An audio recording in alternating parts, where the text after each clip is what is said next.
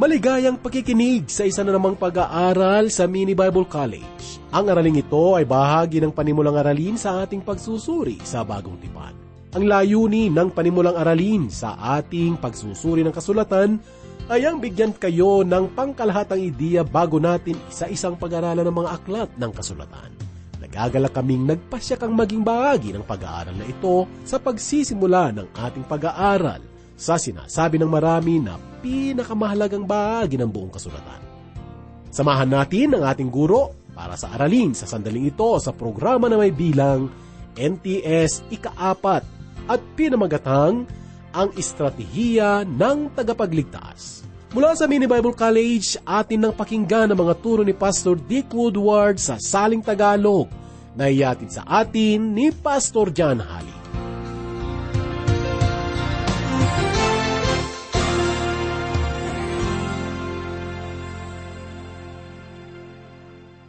Mga mahal naming tagapakinig sa ating sesyon sa araw na ito, nais kong ipagpatuloy ang panimulang aralin sa una sa 4 na ebanghelyo, ang ebanghelyo ni Mateo. May dalawang bagay na nais kong hanapin ninyo habang sinisimulan natin ang pagsusuri dito po sa ebanghelyo ni Mateo. Una sa lahat, obserbahan po ninyo ang estratehiya ni Jesus sa ebanghelyo ni Mateo. Sa aking panimulang aralin sa Bagong Tipan at sa mga ebanghelyo, sinabi ko na si Jesus ay taong may misyon. Alam niya kung ano ang kanyang misyon at lubusan niyang nagampanan ang kanyang misyon. Sa ebanghelyo ayon kay Mateo, makikita mong si Jesus ay hindi lamang tao na may misyon at bisyon tungkol sa kanyang misyon. Siya rin ay taong may estratehiya para po sa pagtupad ng kanyang misyon. Upang makita mo ang estratehiya ni Jesus sa ebanghelyo ni Mateo, obserbahan mo kung ilang beses sinasabi ni Mateo na si Jesus ay tumingin ng may habag sa maraming mga taong may problema. Ayon po kay Mateo, sa tuwing tumitingin si Jesus sa maraming mga tao, ginagawa niya ito ng may estratehiya. Ang unang pagkakataon na ginawa niya ito ay makikita sa dulo po ng 4 na kabanata dito po sa kanyang ebanghelyo. Mga mahal naming mag-aaral, sa tagpong ito si Jesus ay gumagawa sa libu-libong mga tao sa dalisdis ng palibot ng dagat Galilea. Nang tumingin si Jesus sa pulutong ng mga tao, nakita niya ang iba't ibang problema. Sa ating kultura sa kasalukuyan, inilalagay natin sa iba't ibang institusyon ang ating mga problema. Inilalagay natin sa institusyon o ospital ang mga may sakit sa pag-iisip at sa ibang institusyon naman ang mga taong may mga edad na at mahihina na. Sa ating kasalukuyang kultura, ang mga taong ito ay wala na sa ating mga paningin at madalas wala na rin sila sa ating isipan.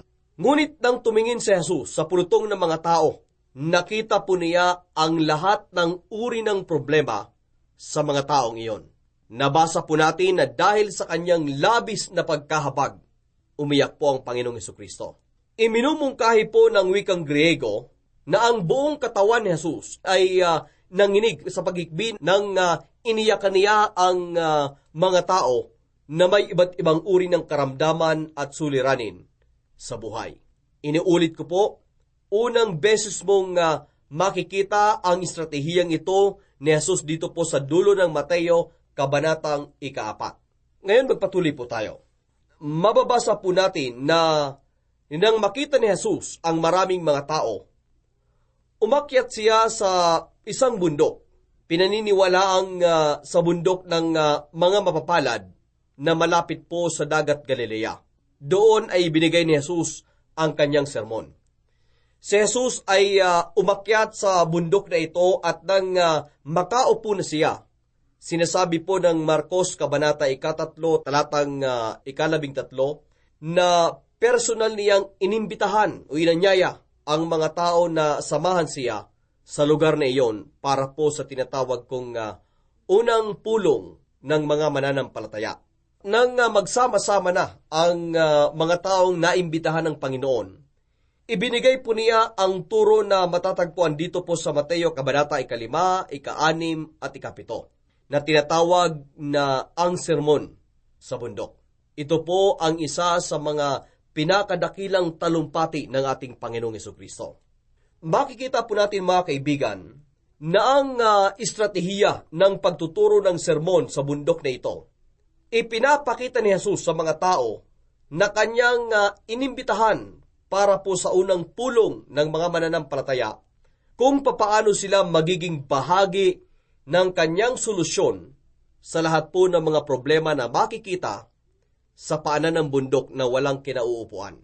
Ipinakita niya sa kanila kung papaano sila magiging bahagi ng kanyang tugon sa lahat po ng mga problemang naghihintay sa paanan ng burol. Sa makatuwid, matutuklasan po natin ang isang habon kapag nakita po natin si Jesus sa unang pagkakataon na tumingin sa pulutong ng mga tao at pagkatapos ay binuo niya ang unang pulong ng mga mananampalataya, kung tawagin po natin. Ganito lang kasimple ang hamong ito. Nasaan ka? Marami po sa mga turo ni Jesus ang tumutukoy sa dalawang uri ng mga tao. Una, may mga tao na bahagi ng mga problema. Gaya po ng mga tao na bumubuo sa malaking pulutong sa paanan ng bundok. Ang pangalawang uri ng mga tao ay ang mga taong tinatawag ni Jesus na kanyang mga apostol na kanyang sinanay upang maging bahagi ng kanyang solusyon at tugon para po sa lahat ng problema sa paanan ng burol. Ikaw din, kaibigan, ay nahaharap sa ganitong hamon. Ikaw ba ay bahagi ng problema o bahagi ng solusyon? Ikaw ba ay bahagi ng tugon o isang tandang pananong? Nang buuin ni Jesus ang unang pulong ng mga mananampalataya, gumagawa siya ng isang matalino at makabuluhang bagay. Nakikita ni Jesus ang pulutong ng mga tao na kumakatawan po sa mga pangangailangan ng sanlibutan. Pagkatapos, sumarap siya sa mga tao na tinatawag niyang mga alagad at sinimulan niyang sanayin sila upang maging kanyang solusyon at katugunan sa mga pangangailangan ng sanlibutan.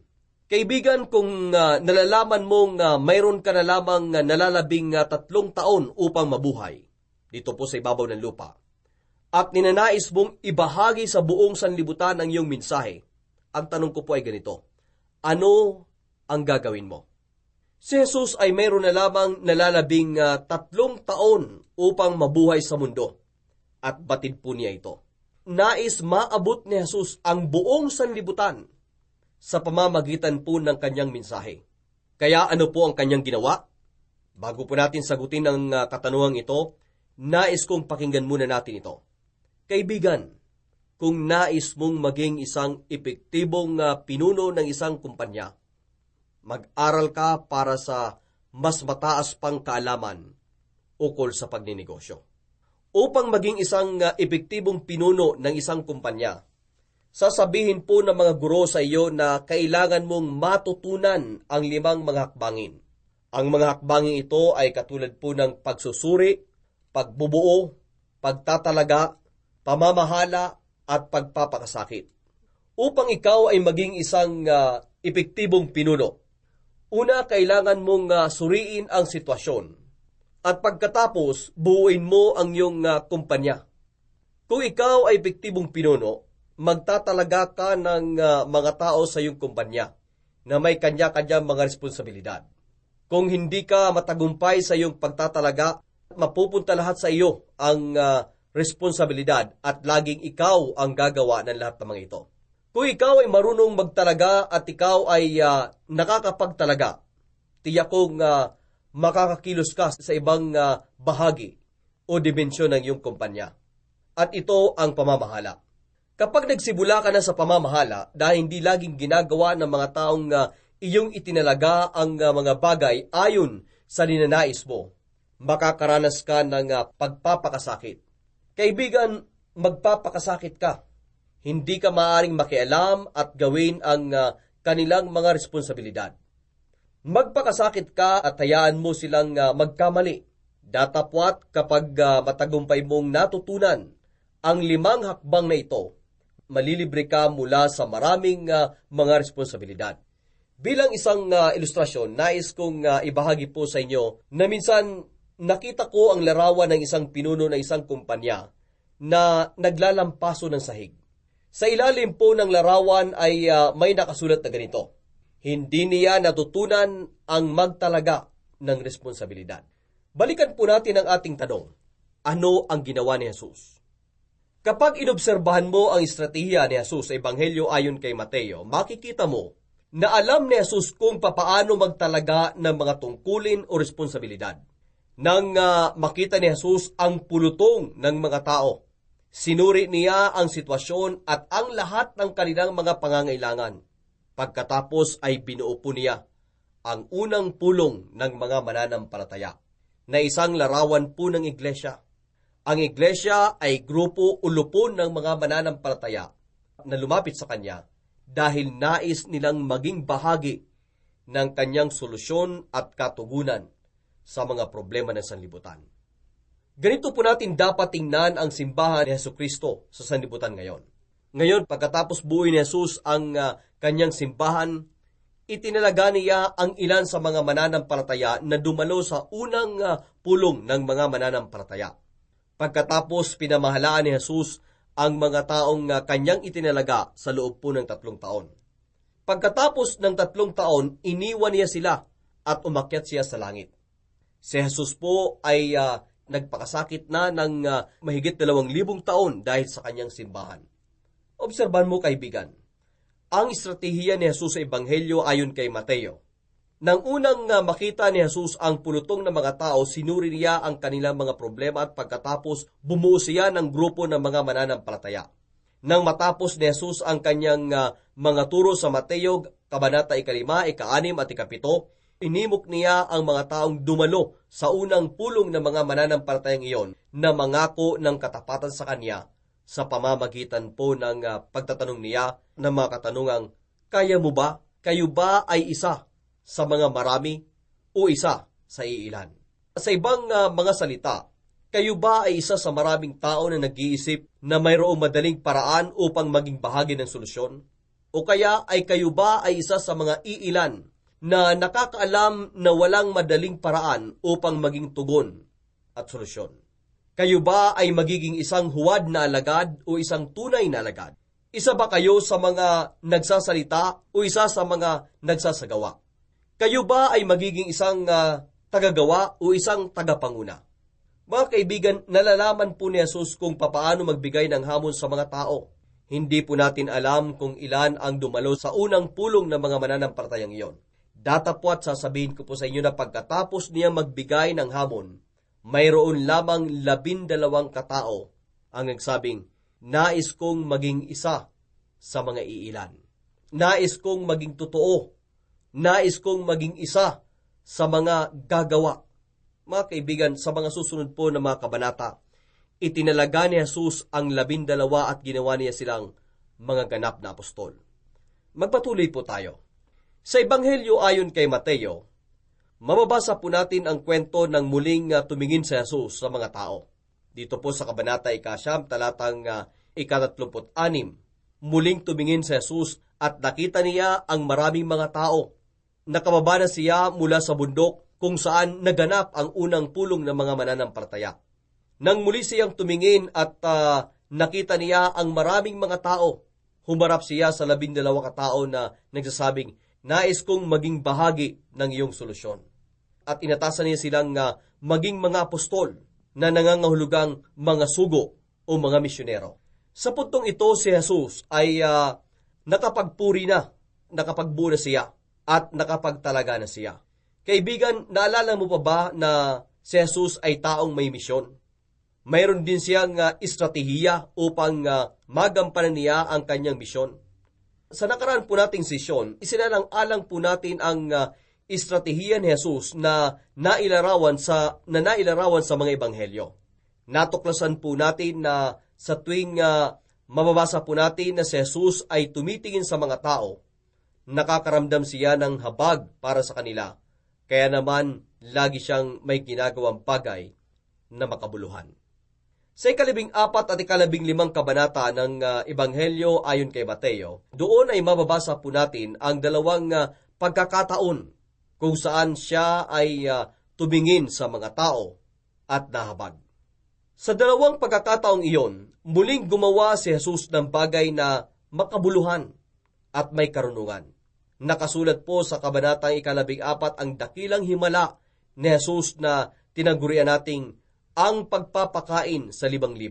Ang himalang ito ang tanging himala na parehong nakasulat sa 4 na ebanghelyo.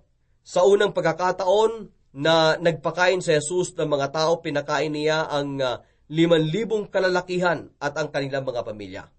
Sa pangalawang pagkakataon, pinakain ni Jesus ang 4,000 kalalakihan at ang kanilang mga pamilya. Ayon po sa aking nabasa, sinabi ng iskolar na ang dahilan kung bakit ang mga himalang ito ay naulit at mahalaga para sa atin ay dahil ang mga ito ay higit pa sa pagiging isang himala. Ang mga ito ay mga himala, ngunit nagbibigay din ang mga ito ng talinghaga ukol sa pagiging isang misyonero ni Jesus. Nagbibigay din po ang mga himalang ito ng talinghaga ukol sa mga estratehiya ni Jesus upang maakay ang buong sanlibutan. Nang tumingin si Jesus sa maraming mga tao sa unang pagkakataon, kinakatawan po ng mga taong kanyang tiningnan ang sanlibutan. Bilang karagdagan po sa kanilang mga problema, nakita ni Jesus na sila ay mga taong gutom. Kaya't lumapit ang mga alagad kay Jesus at sinabi po nila, ang mga taong ito ay walang dalang pagkain. Paalisin na po natin sila. Ngunit sumagot po ang Panginoong Jesus, huwag ninyo silang paalisin. Pakanin ninyo sila.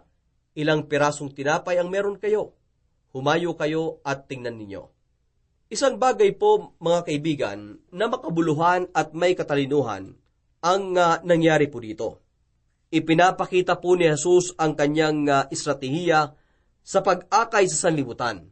Makikita nating inilagay ni Jesus ang mga apostol sa pagitan po ng kanyang tugon sa mga pangangailangan at sa pangangailangan ng mga tao. Nais ni Jesus na dumaan sa kanyang mga apostol ang lahat ng kanyang mga katugunan sa lahat po ng mga pangangailangan ng tao. Ayaw ni Jesus ng tugon sa mga pangangailangan ng tao ay matanggap ng mga tao. Diretso muna sa kanyang mga kamay. Nais niyang ang kanyang tugon para sa mga pangangailangan ng mga tao ay dumaloy sa mga tao sa pamamagitan ng mga kamay ng mga apostol. Mahal naming tagapakinig, nais kong pag-isipan mo ito. Naniniwala ka ba na ang mahimalang pagpapakain sa 5,000 at 4,000 katao ay ang tanging mga himala na makikita mong parehong nakasulat sa 4 na ebanghelyo at naulit sa ebanghelyo ni Mateo? Dahil ang mga himalang ito ay kumakatawan sa pagitan po ng bisyon ni Jesucristo para po sa pag-aakay sa buong sanlibutan sa pamamagitan ng mabuting balita ng kaligtasan. Habang pinag-iisipan mo ang aking tanong, alalahanin mo na madalas inuulit ng banal na kasulatan ang isang bagay na mahalaga upang ito ay magbigay ng diin. Inulit po ng banal na kasulatan ang saraysay tungkol sa paglalang. Ganito din po ang kautusan ng Diyos na ibinigay sa pamamagitan po ni Moises. Ang kasaysayan ng bayan ng Diyos mula po sa taong 1,000 taon bago si Kristo hanggang sa 500 bago si Kristo. Dahil ang kaharian ng Diyos ay napakalagang paksa, ang talambuhay ni Jesus ay inulit ng 4 na beses. Ang kwento ng pagpapakain ng 5,000 katao o kaya ay 4,000 katao ay inulit din po sa Ebanghelyo ayon kay Mateo. Kung sasang-ayunan mo ang mga eskolar sa ipinahayag nilang posibilidad, tanungin mo ang iyong sarili kung nais ding pagawin ni Kristo ang ganitong bagay sa pamamagitan po ng iyong buhay. Ang ibig ko pong sabihin ay ganito. Ang kalooban ni Jesucristo para sa kaliligtas ng mga tao ay maaari ding dumaloy sa iyong mga kamay sa panahon natin ngayon. Ito po ang estratehiya ni Jesus noon at ito pa rin ang nananatiling estratehiya niya hanggang sa ngayon.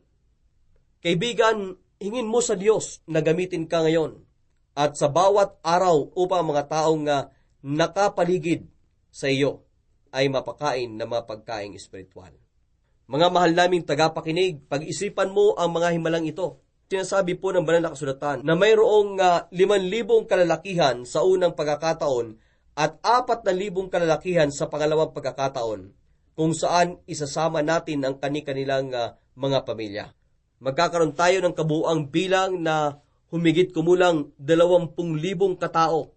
Kung ikaw ay nasa negosyo ng pagpapakain, tanungin mo ang iyong sarili, gaano kaya karaming tinapay at isda ang kakailanganin upang mapakain ang 20,000 katao?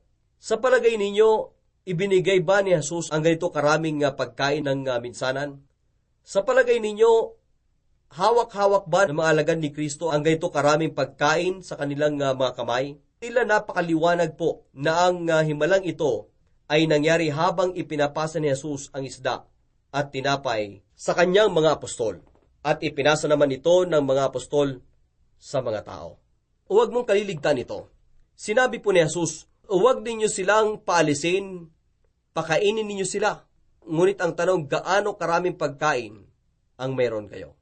Nakahanap si Andres ng isang bata na may dalang 5 maliliit na pirasong tinapay at may 2 maliliit na isda. Dinala ni Andres ang mga bata, daladala ang kanyang pagkain kay Jesus at sinabi ni Andres, may nahanap akong bata, dala ang pagkain ito. Ngunit ano ang magagawa ng kaunting pagkain ito sa napakaraming bilang ng mga tao? Kaya't kinuha po ni Jesus ang 2 pagkain ng bata, pinagpala niya ito, pinagpira-piraso niya ito, at ibinigay niya sa 12 apostol. At ibinigay naman ito ng 12 apostol sa mga tao. Ngayon, kaibigan, kailan nangyari ang himala ng pagpaparami? Yan po ang tanong. Naniniwala akong nangyari ang himala nang ang mga apostol ay nagkaroon ng pananampalataya upang simulang ibigay ang kaunting pagkain ng bata sa napakaraming mga tao. Sa atin pong pagpapatuloy, ang himalang ito ay kahintulad ng himala ng gawing alak ni Jesus, ang tubig. Ang himalang iyon ay nakasulat po sa 2 kabanata ng Ebanghelyo ayon kay Juan. Si Jesus at ang kanyang ina ay mga panauhin sa isang kasalan. Nang maubos na po ang alak o inumin, sinabi po ng ina ni Jesus sa kanya, naubusan na sila ng alak. Tila nais niyang ipahiwatid na tulungan mo sila. Umusta siya na tila ba wala siyang gagawin. Ngunit ang sinabi po ng kanyang ina sa mga alipin, gawin ninyo ang anumang ipag-utos niya. May mga malalaking tapayan na nandoon na wala namang mga laman. Kaya't sinabi po ni Jesus sa mga alipin, punin ninyo ng tubig ang mga tapayang ito. Nung mapuno na ng tubig ang mga tapayan, sinabi po ni Jesus, ngayon simulan na ninyo ang pagsisilbi ng alak. Marahil sinabi ng mga alipin, baka ang ibig mong sabihin ay mga tubig na inilagay namin sa mga tapayan. Ang hamon po ni Jesus ay tila ganito, simulan na ninyo ang pagsisilbi at ang tubig ay magiging alak. Mga kaibigan, nang maibigay na ng mga alipin ang alak sa mga tao, lumapit sa kanila ang mga tao at sinabi nila, alam ninyo kapag ang mga tao ay nagkakaroon ng handaan, madalas inihahain muna nila ang mga mamahaling alak at kapag ang mga tao ay medyo mga lasing na, sa kanila ihahain ang mumurahing alak. Ngunit kayo, nagsilbi kayo ng mamahaling alak hanggang sa huli. At ito ang pinakamabuting alak sa lahat. Kaibigan, ito po ay isang napakadakilang himala. Ngunit kailan nangyaring himala? Kailan naging alak ang tubig? Nang ang mga alipin ay sumunod ng may pananampalataya at kanilang ibinigay ang tubig sa mga tao nang sila ay sumunod ng may pananampalataya. At kailan dumami ang tinapay at isda? Nang ang mga apostol ay nagkaroon ng pananampalatayang mapapakain ang libu-libong tao sa pamamagitan ng 5 piraso ng tinapay at 2 maliliit na isda. Kaya't nang sila ay sumunod ng may pananampalataya, naganap ang kalooban ng Diyos. Mga mahal naming tagapakinig, ang estratehiya ni Jesus na alegorikong nailarawan sa dakilang himalang ito ay ganito. Si Jesus ay naparito upang maging tagapagligtas ng sanlibutan. Sinabi ni Jesus sa isang guro ng kautusan sa Juan Kabanata 3 na siya ang tanging tagapagligtas na mula sa Diyos, ang tanging nag-iisang solusyon at bugtong na anak ng Diyos. Nais pong ipagkaloob ni Jesus ang solusyon at ang kaligtasan sa sanlibutan sa pamamagitan ng kanyang mga alagad, ang grupo ng mga mananampalataya, ibig pong sabihin nito sa pamamagitan ng mga taong gaya mo at gaya ko. Maaring pakainin ni Jesus ang mga tao sa anumang paraan na naisin niya. Ngunit bakit kailangang padaanin ni Jesus ang kanyang pagkain sa mga kamay ng 12 apostol bago makarating sa mga tao? Mga kaibigan, dahil ipinapakita po niya sa atin kung ano ang kanyang ibig sabihin nang sinabi niya, hangarin kong punan ang pangangailangan ng sanlibutan sa pamamagitan ng mga mananampalataya at sa pamamagitan ng aking mga lingkod. Ngunit nagsuri si Jesus, bumuo siya nagtalaga rin siya at ngayon ay namamahala na siya. Si Jesus ay namamahala habang ang lahat ng mga panustos na nagmumula sa kanya ay dumadaan sa mga kamay ng mga alagad. Papunta po sa mga taong nangangailangan sa mundong ito. Obserbahan mo kung papaano nagsimula ang magandang huwarang ito sa Ebanghelyo ayon kay Mateo. At humantong sa Kabanata 28 sa tinatawag nating ang dakilang atas o komisyon. Itinuro ni Jesus sa mga apostol ang prinsipyong ito sa loob po ng 3 taon. Ang mga apostol ay tatayo sa pagitan ni Jesus at ang mga taong nangangailangan. Ang lahat ng mga probisyon o panustos ni Jesus para po sa mga pangangailangan ng mga tao ay padadaanin sa kamay ng mga apostol. Mariing itinuro ni Jesus ang mga estratehiyang ito sa mga alagad sa huling pagkakataon nang ibinigay niya ang dakilang komisyon o atas sa dulo ng huling kabanata ng Ebanghelyo ayon kay Mateo. Napako na si Jesus at nabuhay na siyang muli. Nang tinipo niya ang mga alagad at sinabihan silang kakatagpuin niya sila sa Galilea. Bago siya napako, sinabi po ni Jesus, makikipagkita ako sa inyo sa Galilea. Kaibigan, pag-isipan mo ito. Kung alam mong ikaw ay mapapatay, magpaplano ka ng makipagkita sa isang tao. Alam mo ba, ganoon mismo ang ginawa ni Jesus. Sinabi ni Jesus, makikipagkita ako sa inyo sa Galilea. Naalala ng mga tao ang mga sinabing ito ni Jesus nang marinig nilang siya ay nabuhay na magmuli. 500 alagad ang nagkatipon-tipon sa Galilea at ibinigay ni Jesus sa kanila ang dakilang komisyon o atas. At sinabi niya, lahat ng kapangyarihan ng langit at sa lupa ay naibigay na sa akin. Ako ang solusyon ng Diyos. Kaya naman humayo kayo sa lahat ng panig ng mundo at gawin ninyong mga alagad ang lahat ng mga tao. Bautismuhan ninyo ang mga alagad at ituro ninyo sa kanila ang lahat ng itinuro ko sa inyo. Ako ay isa sa inyo hanggang sa dulo ng panahon. Ang 4 na ebanghelyo, mga kaibigan, ay nagtapos po sa komisyong ito. Ito po ay ganap na habilin ng Diyos. Magpatuloy po tayo. Ang aklat naman ng mga gawa na siyang aklat ng kasaysayan sa Bagong Tipan ay nagsimula po sa dakilang komisyon o atas. Ipinakita sa atin ng aklat ng mga gawa na ganito po ang dakilang komisyon dahil ang aklat ng mga gawa ay ang tala ng pagsasagawa ng dakilang komisyon. Sinasabi po sa atin ng aklat ng mga gawa na ang mga alagad ay humayo sa iba't ibang panig ng mundo. Gumawa sila ng mga alagad at itinuro nila sa mga alagad ang lahat ng itinuro sa kanila ni Jesus. Namangha ang mundo at nalaman ng bawat tao na si Jesus ay kasama nila. Sa araw po ng Pentecostes, nang maipanganak ang iglesia o grupo ng mga mananampalataya sa gitna ng mga dakilang tanda at mga himala, sinabi po ni Pedro ang ganito, nakikilala ba ninyo kung sino ang nagpapangyari sa lahat ng mga ito? Si Jesus, ang taong inyong ipinako sa krus, ang muling nabuhay na anak ng Diyos. Siya ay nakaupo ngayon sa kanan ng Ama. At pinangyari niya ang lahat ng mga ito. Nakikita mo, kaibigan, si Jesus ay namamahala at nagpakasakit siya para sa kanyang iglesia. Hanggang ngayon, ginagawa pa rin niya ito. Kapag inaaral mo ang kasaysayan ng sanlibutan, matatanto mong ang mga panahon na kinailangan niyang magsalita, magpakasakit para sa mga mananampalataya. Ang mga mananampalataya ay pinag-uusig. Isipin mo kung papaanong kailangan niyang magpakasakit kapag ang mga mananampalataya ay inuusig. Kapag inipon mo ang lahat ng datos, matutuklasan mong ang mga mananampalataya ay pinag-uusig pa rin hanggang ngayon sa maraming panig ng mundo. Isipin mo rin kung papaano siya nahihirapan.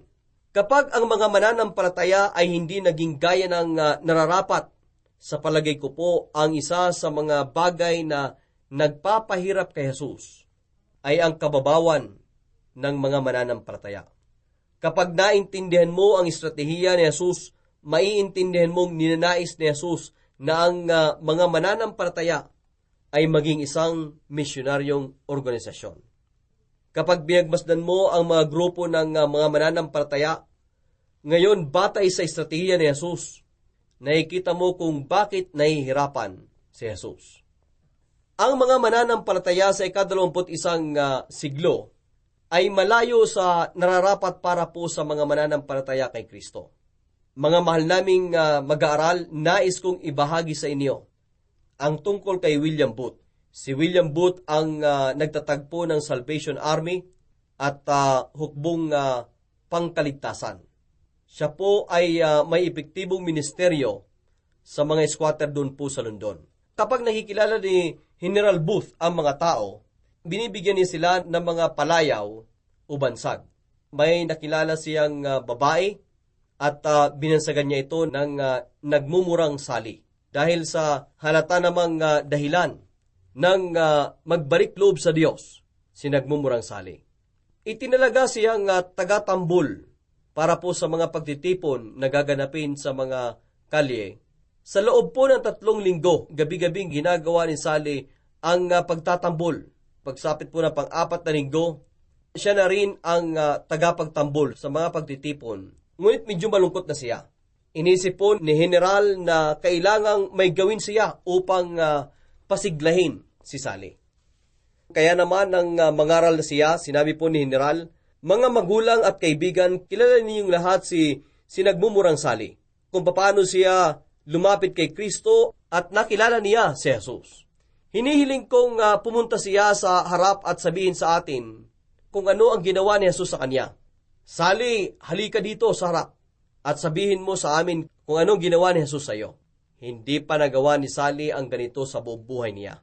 Gayunpaman pumunta siya sa harap, dala ang kanyang tambol at sinabi niya, "Mga magulang at kaibigan, alam ninyong lahat na bago ako naging isang mananampalataya, lagi akong umiinom at nagmumura, kaya naman binansagan akong nagmumurang sali.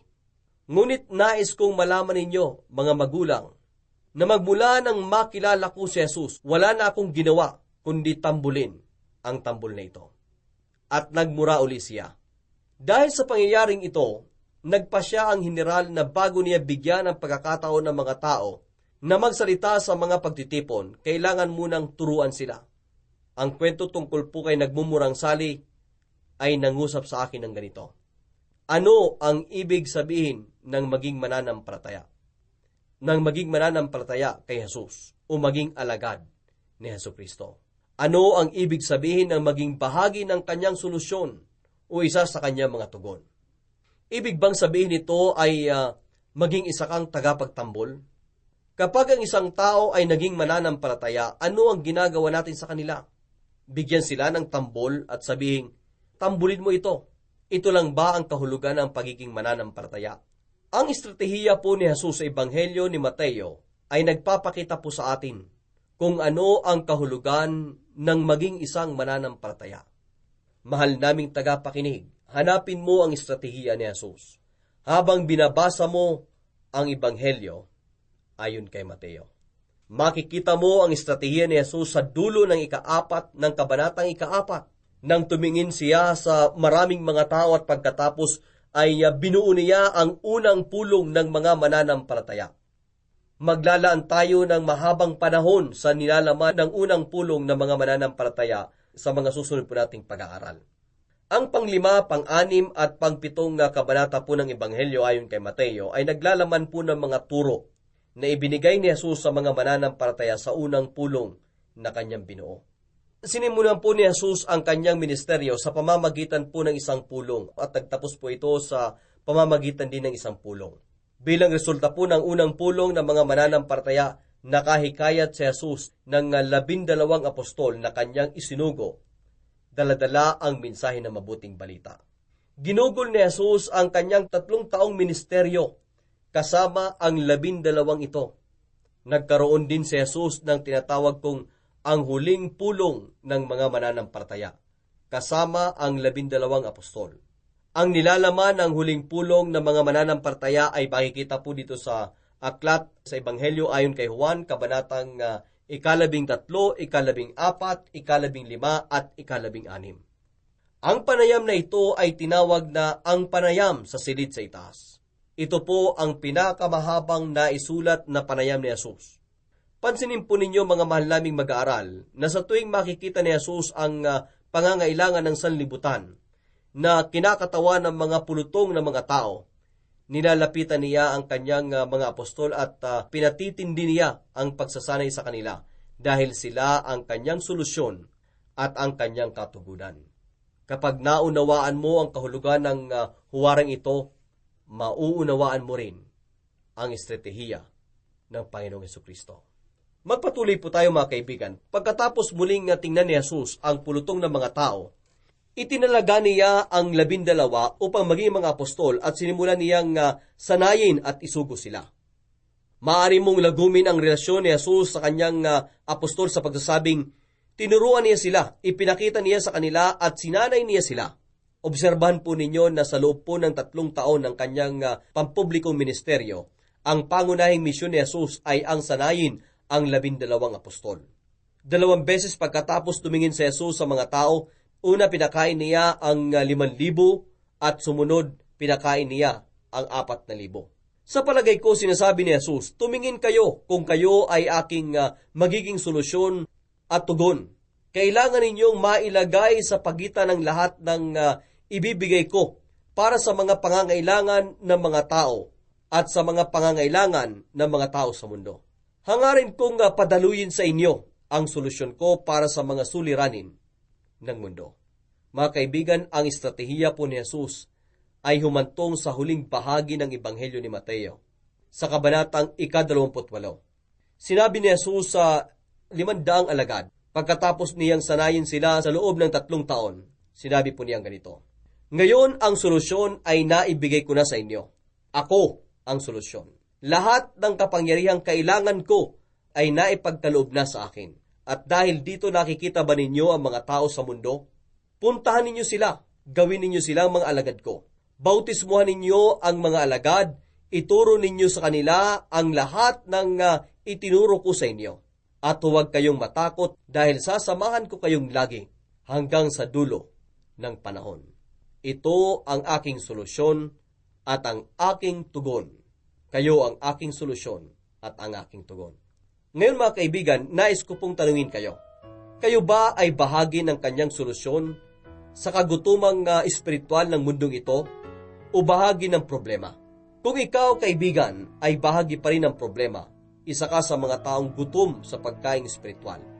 Nais ni Jesus na busugin ka at pagpalain ka upang sa ganoon magiging kabahagi ka ng kanyang solusyon. Lumapit ka sa kanya ngayon na.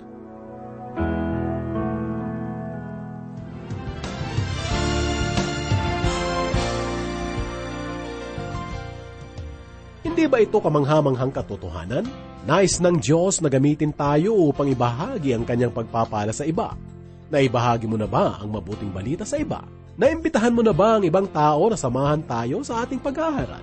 Kung hindi pa, maaari mo ba itong gawin sa linggong ito? Kaya ng ating natutunan sa araling ito, ang totoong katanungan ay, bahagi ka ba ng solusyon o bahagi ka ng problema? Dalangin namin at hangad namin gamitin ka ng Diyos para sa kanyang karangalan at kaluwalhatian. Hanggang sa muli, nawa pasiglahin ka ng kanyang pag-ibig at maging mapangahas kang ibahagi ang kanyang biyaya kahit sa isang tao lamang sa linggong ito.